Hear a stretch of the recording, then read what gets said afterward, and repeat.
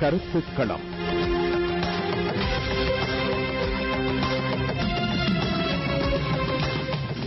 கருத்துக்களம் நிகழ்ச்சியில் வழமை போன்று வீரகேசரி 10 எழுத்தாளர், அரசியல் விமர்சகர் இதயச்சந்திரன் அவர்கள் கலந்து கொள்கின்றார். வணக்கம் அரசியல் விமர்சகர் இதயச்சந்திரன் அவர்களே. வணக்கம் அன்பு உறவு எஸ்.கே. ராஜன் அவர்களே. வணக்கம் தமிழமுதம் நேயர்களே. வணக்கம். பல்வேறுபட்ட அரசியல் விடயங்கள் நிகழ்ந்து கொண்டிருக்கும் இந்த சந்தர்ப்பத்திலே நாங்கள் இந்த கருத்துக்களம் நிகழ்ச்சியில் அவை பற்றிய ஒரு கலந்துரையாடலை வழங்க இருக்கின்றோம். அமெரிக்கா இலங்கைக்கு எதிராக ஐக்கிய நாடுகள் மனித உரிமைகள் பேரவையில் நிறைவேற்றிய தீர்மானம் தொடர்பாக எழுந்திருக்கும் வாத பிரதிவாதங்கள் தொடர்பாக அரசியல் விமர்சகர் இதயச்சந்திரன் அவர்களே, நீங்கள் கருதுவது என்ன? 3ஆம் தேதி ஏப்ரல் மாதம் இலங்கை நாடாளுமன்றத்தில் இந்த தீர்மானம் குறித்த ஒரு விவாதம் நடைபெற்றது.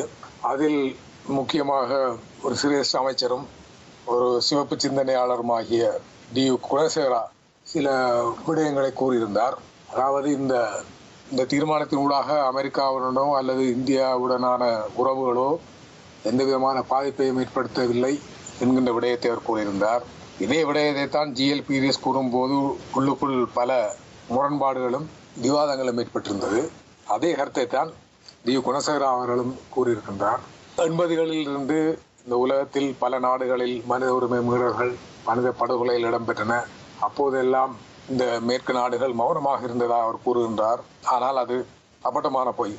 80லிருந்து மனித கொலைகள் பலவற்றை இந்த மேற்குலகின் சில குறிப்பான நாடுகள் வன்மையாக கண்டித்திருக்கின்றன. தற்போது கூட இந்த லிபியாவில் கர்னல் கடாபி செய்த மனித கொலைகள், சிரியாவில் தற்போது நிகழும் கொலைகள் குறித்து கூட இந்த மேற்குலக நாடுகள் பல அதனை வன்மையாக கண்டித்திருக்கின்றன. ஆனால் சில நாடுகளில் உள்நாட்டு குழப்பங்கள் ஏற்படுத்துவதற்கும் உள்நாட்டில் மோதல்களை உருவாக்குவதற்கும் கூட சில மேற்குலக நாடுகள் துணை போன ஒரு விடயத்தையும் நாங்கள் ஞாபகத்தில் கொள்ள வேண்டும். இவை தவிர பேசிய அந்த டி.யு. குணசேகரா இறுதியில் ஒரு விடயத்தை அவர் சொல்லியிருந்தார். என்னன்னு சொன்னால், நாங்கள் இந்த நாட்டின் அபிவிருத்திகளையும் இந்த நல்லிணக்க செயல்பாடுகளையும் படிப்படியாக நாங்கள் நடைமுறைப்படுத்தி கொண்டிருக்கின்றோம்.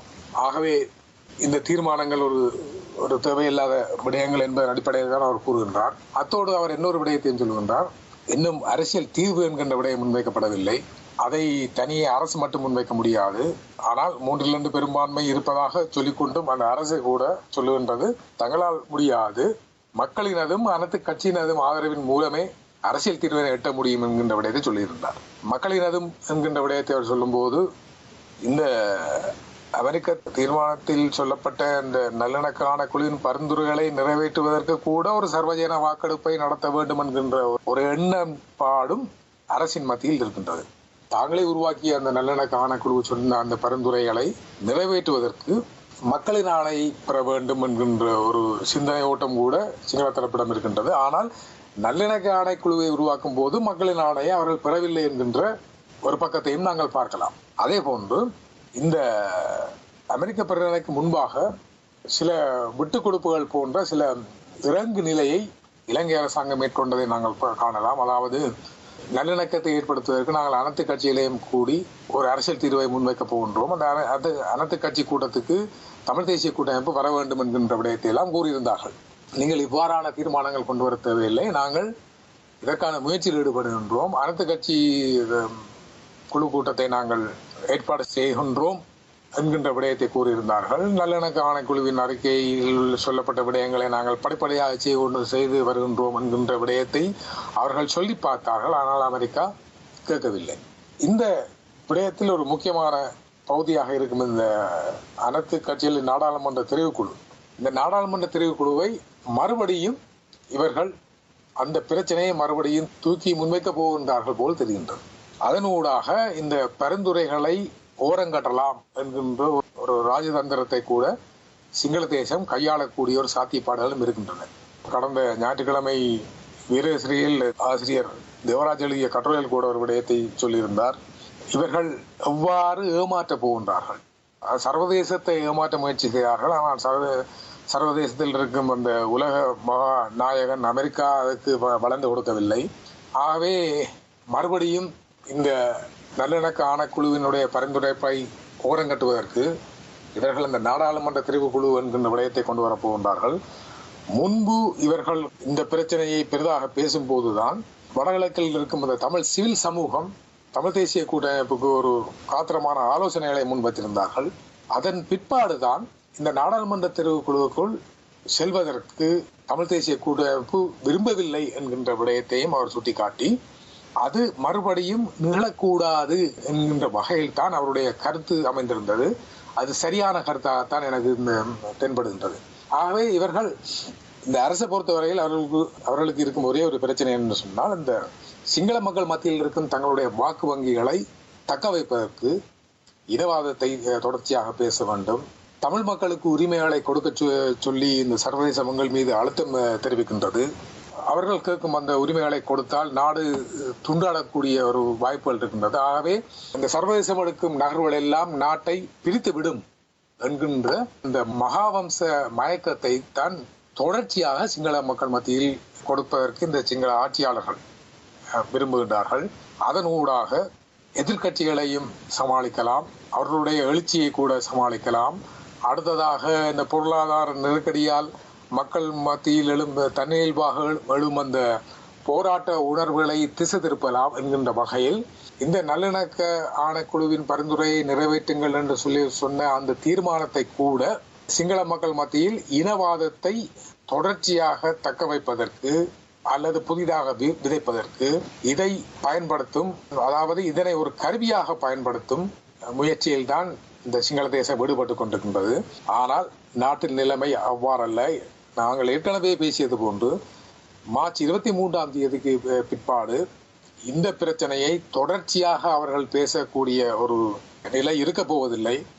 என்று சொன்னால் இவர்கள் மறுபடியும் எண்ணெயினுடைய விலைகளை ஏற்றப் போகின்றார்கள், எரிபொருளினுடைய விலையை ஏற்றப் போகின்றார்கள், மின்சாரத்தினுடைய கட்டணத்தை உயர்த்தப் போகின்றார்கள் போன்ற செய்திகள் எல்லாம் கூடுதலாக வந்து கொண்டிருக்கின்றன.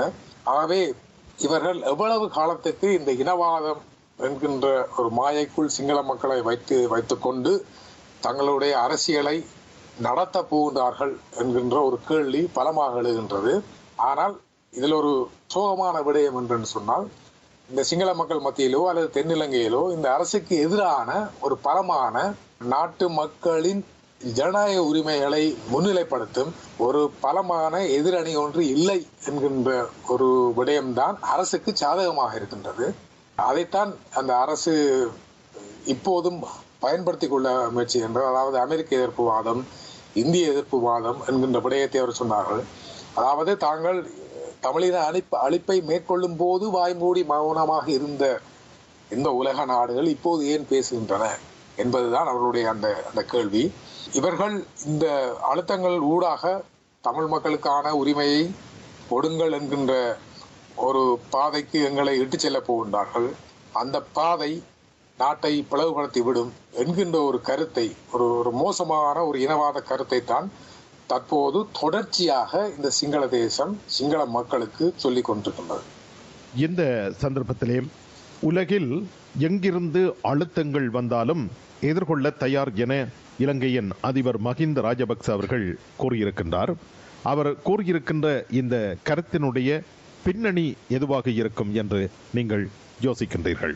சிங்கள மக்களின் வாக்கு வங்கி தமது அரசுக்கு குறைந்துவிடக்கூடாது, சிங்கள மக்களின் ஆதரவு தக்க வைக்கப்பட வேண்டும் என்பதன் அடிப்படையில் தாங்கள் யாருக்குமே பயப்பட மாட்டோம், மாபெரும் சக்தியாக இருந்த விடுதலை புலிகளை இராணுவ ரீதியாக நாங்கள் தோற்கடித்து விட்டோம். ஆகவே அந்த மமதை அவரிடம் இருந்தாலும் கூட அதை ஒரு அரசியல் செல்வாக்காக மாற்றுவது எவ்வாறு என்கின்ற ஒரு கலையை மஹிந்த ராஜபக்சவனுடைய சகோதரர்கள் மிக தெளிவாக புரிந்து வைத்திருக்கின்றார்கள். ஆகவே அவர்கள் யாருக்கும் பயப்பட மாட்டோம் என்று சொன்னாலும் கூட IMF-இடம் தற்போதும் கையேந்தி கொண்டுதான் இருக்கின்றார்கள். ஏலங்கா நிறுவனம் நட்டத்தில் ஓடிக்கொண்டிருக்கின்றது. அதற்கு தேவையான $175 மில்லியன் துபாயில் இருக்கும் ஒரு வங்கியிடம் கையேந்தி கொண்டிருக்கின்றார்கள். இந்தியாவினுடைய இந்தியன் ஆயில் கம்பெனிகள் இலங்கையில் இருக்கின்றன. அவர்கள் உலகத்தினுடைய இந்த மசகு எண்ணெயின் விலையேற்றத்தால் தாங்களும் அந்த எண்ணெயின் கட்டணத்தை உயர்த்த போன்றோம் என்கின்ற செய்தியை சொல்லிக் கொண்டிருக்கின்றார்கள்.